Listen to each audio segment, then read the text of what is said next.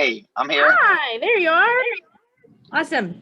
Okay, we are going to roll straight into questions, and we're going to take our first question from Dustin Long. Go ahead, Dustin. Thank you. Brad, 2 of the last 4 years, the driver team that won the first race of the round of 8 went on and won the championship. Is that as much a coincidence because the first race was Martinsville, the finale was Homestead, so they weren't the similar tracks?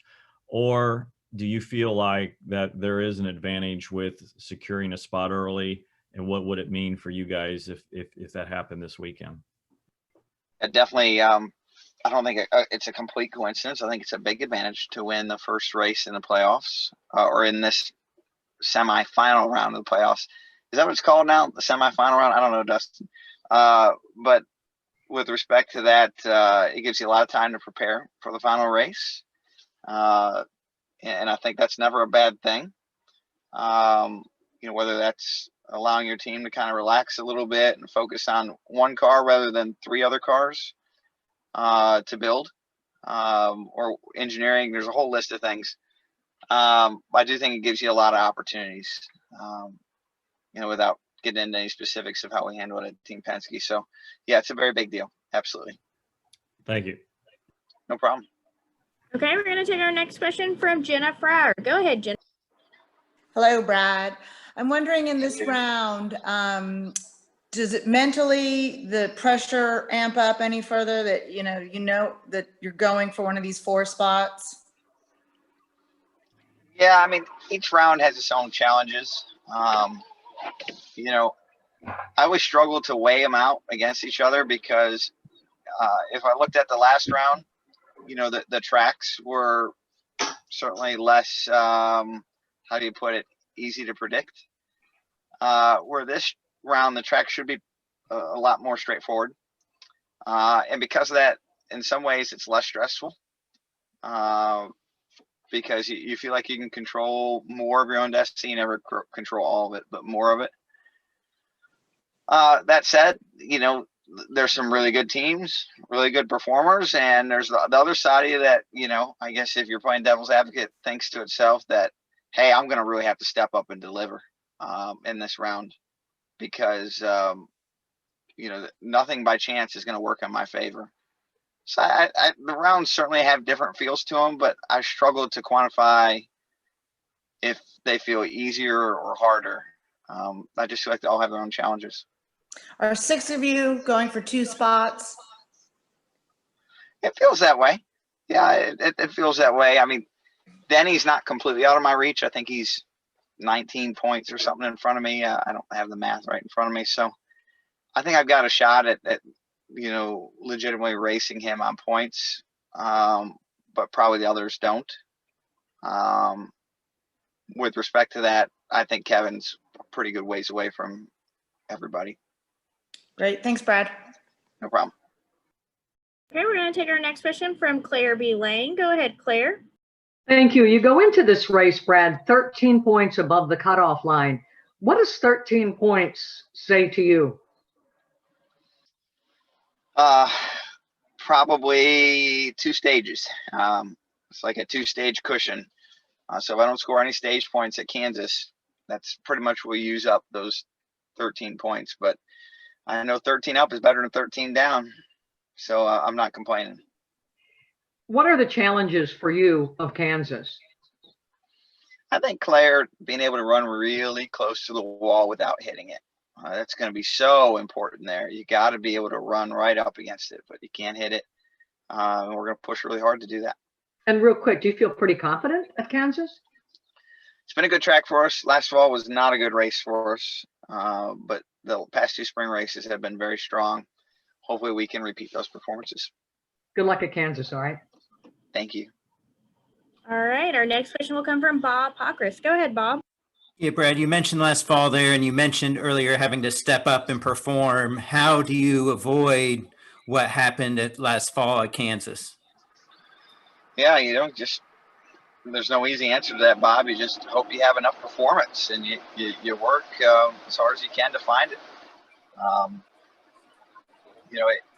There's ebbs and flows to that, and hopefully we step up when the moment comes this weekend. Thank you. No problem. Okay, we're going to take our next question from David Smith. Go ahead, David. Hey, Brad. In 2 weeks, you're going to Texas. You're going to have a different right side tire than what you had earlier this year. What is your expectation for how that race and maybe the strategy that you're building around that race changes? Yeah, it's a different tire for this weekend too, if I remember right, David. And tires make a big difference. Dramatically changes the way the cars drive. The tire we started the year out on has been changed for the playoffs. You could argue that's good or bad. Probably depends on who you are. The tire that we ran last year seemed like it was more about how you get through traffic. The tire we run this year seems to be more about how the car handles and getting that balance right. Now we're going back to the tire, or pretty much the same tire we had last year, so it's more about how you get through traffic. So it's definitely a change that has different strengths and weaknesses for different teams. So I can't say that I have a great answer as to how that'll fall out for us, but it makes a huge difference for sure. Okay, we're going to take our next question from Jordan Bianchi. Go ahead, Jordan. Brad, looking at this round, is there one driver besides yourself, besides Kevin, besides Danny, that you think is really poised to have a big round and make a statement?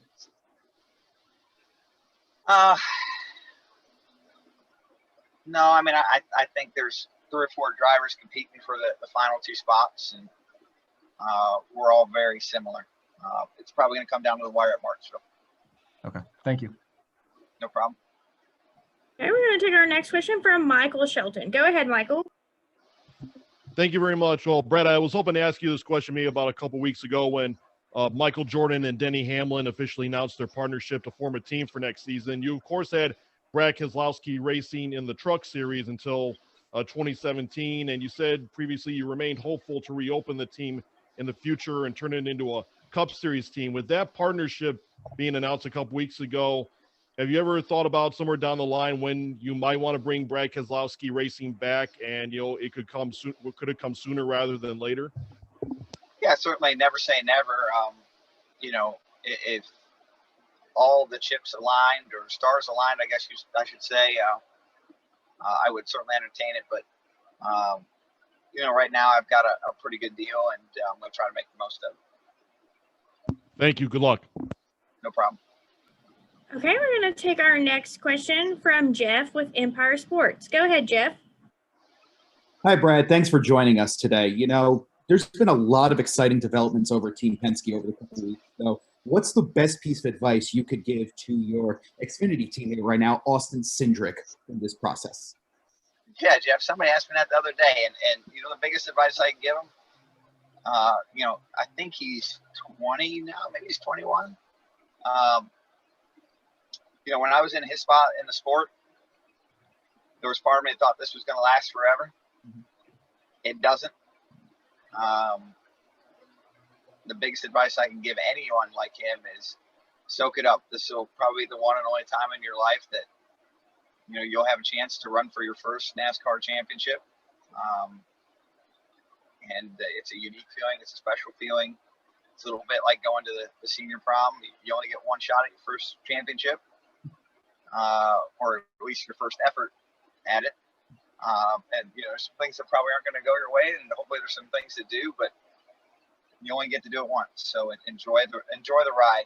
As far as the technical stuff, he's got that. He don't need any help from me. All right. Thanks, Brad. No problem, Jeff. All right, we're going to take one final question. Go ahead with your question. Sorry, who had the question? Lee Spencer. Sorry, I didn't hear my name. Yeah, no problem. Good afternoon, Brad. Along those same lines, you had Chase Briscoe when he was pretty green. What do you think about his meteoric rise through the NASCAR ranks, especially given the fact that he came from a dirt discipline, and some people they thrive coming from dirt. Some people never get it, but I mean, what can you say about that kid? Because, you know, he's a blue collar driver, kind of like you were. First off, Chase is the real deal in every sense of the word. If he gets in a good car, he's going to come to Cup and he's going to do really, really well. You know, there's been a lot of rookies that have come in the last 5 or 10 years that I think a lot of people have thought that of, and I maybe didn't necessarily think that of. I'm pretty confident Chase is going to make a big mark in Cup over his career. Appreciate your time, champ. No problem, Lee. All right, Brad, we appreciate your time this afternoon, and we wish you the best of luck this weekend in Kansas. Thank you so much, guys. Have a good one.